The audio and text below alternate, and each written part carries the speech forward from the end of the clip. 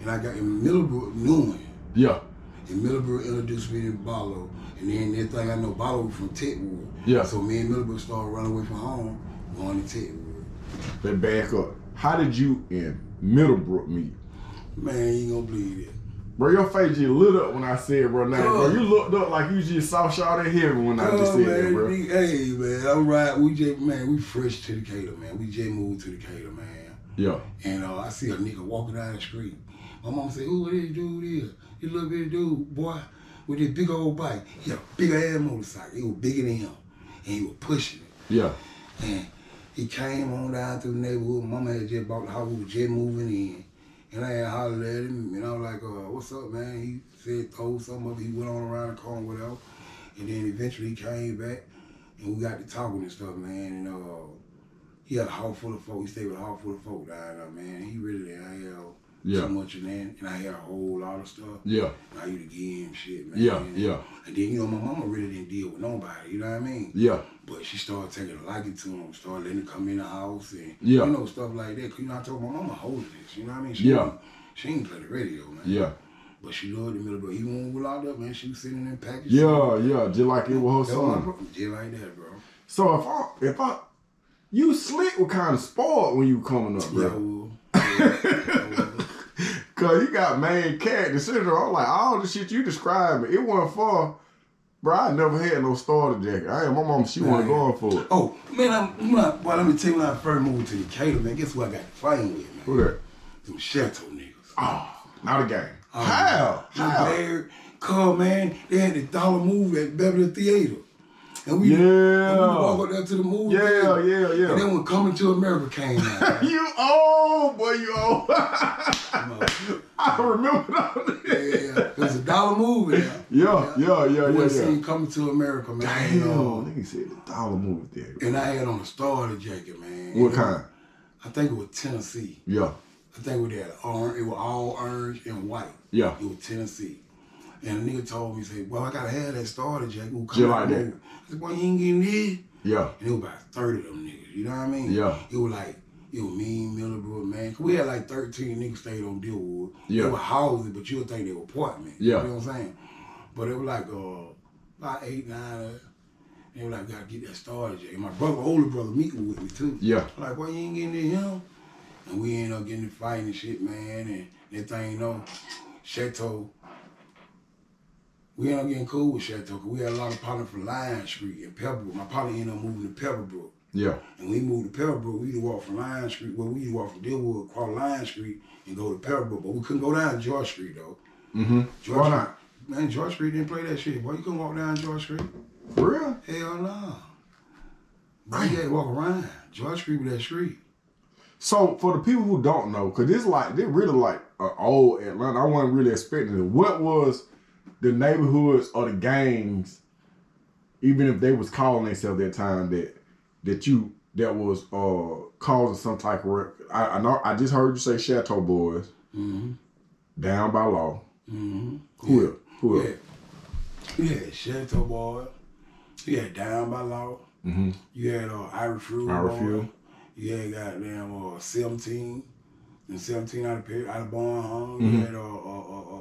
You had Up by Law, which was later by law. That was later by law, Up by Law. What you mean, later by law? You had Down by Law. Yeah. You had Up by Law. The Up by Law was the latest down. For real? Yeah. Hey, you really educate me, bro, because I'm just like, I'm thinking that gangs came when that LA wave come through, but Atlanta already had gangs. We did, because you gotta understand, Atlanta was full of hoods, man. Yeah. That's how we were kinfolk. Everybody was family. Yeah. Like, you had 50, you might have had 52 projects in Atlanta, and all 52 of them might have had their own high school. You know what I'm saying? Yeah. Atlanta was built back then. Yeah. And it was like, you had Bankhead, Barn, Perry, they had all this right here together, but everybody with their own family. Yeah. My mom, my auntie, my grandma stay out here. Boy, you ain't coming out here with that. Yeah. You know what I mean? Yeah. So everybody stood together when some folk came out there, But, how they go, they tore everything down, divide and conquer the game, man. Yeah, that's always been the game. Divide So, how long are you at Hamilton? I stayed at Hamilton about 6 months, man, before I just stopped going to school, man, and started running with my home, going to Techwood every day, man. I messed around with the Techwood, man, and they were doing the time, they were in the date, look at them girls with them Daisy Dukes. And, Yeah. Damage, the group Damage, Yeah, you and talking Sean Paul. 93, 94, Nah, it was way before then, because, you know, I was locked up. I got locked up in 91. Damn. That was in the 80s when Damage and all them came. No, yeah. Then when you go to nightlife. Yeah. Yeah. See, I was too young for the nightlife. I done heard of it. I'm 48. I'm 52. Okay. Yeah. Yeah, I was too young, or too lame, or too young, or a combination of both. Nightlife, you be that shit. Yeah, I used to hear about it, but I had never been, bro. That in charge disco on Simpson. I heard about it, but I ain't never been. You be shit. So for people who ain't never been, what Charles Disco was like? Well, hold on, what they used to be doing? They had a TV show where they used to be. It would be teenage kids, but they'll be dancing, but it used to be on TV. Oh, you talking about that club?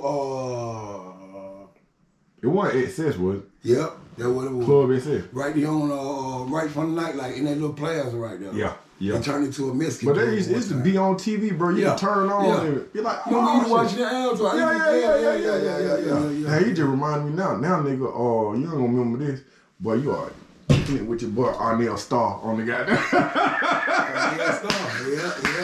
Yeah. I wonder what Arnell Starr at, bro. I don't even know. I ain't heard nothing else from him. Nah, it been a minute.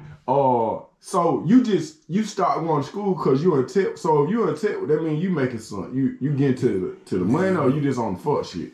Man, I was getting to the money, man. I ain't really know about getting money, but you know, I learned. You know what I mean? When I first, like I told you, I ran into Barlow. Miller introduced me to Barlow. Yeah. When I met Barlow, he took me to Techwood. Yeah. And when we went to Techwood, his sister was staying there. Both his sisters staying out there. Mm-hmm. His mama, Miss Shato, one of the richest, big adult, you know what I mean? Then the daddy Bill, he owned all that shit in John Hope, the gambling room, the game room, the little Bill, he owned it all that shit before he went to the Fed. He ended up going to the Fed, and they lost a lot of shit. But Miss Shato and Barlow, they still had the shit in Techwood, Charles Wright mom. When you said that, bro, it made me think of that movie that I seen with Kevin Hart, Samuel Jackson, and they got all these, and they was like, Atlanta, Georgia was the hub for a lot of big dope boys, like man, real. I'm talking about international, like Atlanta. It was, bro, because you got to understand what Atlanta was. Atlanta was a party city, man. See, a lot of people don't understand it. Folk don't get naked everywhere. You get naked in Atlanta. Right. Get naked in Atlanta in the strip clubs. You know what I mean? Atlanta was a party scene. Yeah. Everywhere has the clothes on. You know what I mean? Yeah, you might see some titties, but yeah, if you really get naked in they Atlanta. butt naked. Atlanta, they butt naked, bro. It was the butt naked truth, bro. Atlanta. It was fast pay, bro. And we had that house, and we had so much Southern hospitality that we would let you come in. Yeah. We would accept you with open arms. Yeah. But folks started taking us accepting them with open arms. Yeah, like we saw as we can solve. But they went with the we just went on that shit. Yeah. There was enough money for everybody. Yeah. You know, everybody got their own lane. Yeah. You had boosters. You had niggas who know. You had robbers. Yeah. Every hood had robbers. Yeah. You know what I mean? But everybody knew their own lane, knew their own way. Everybody couldn't sell though, bro. Everybody knew that. Right. You know, don't look for everybody. You are at this time in one of the most hottest places in the city, in the hottest city, and it's during the time where that crack era is coming. That crack was $1 million trap, bro.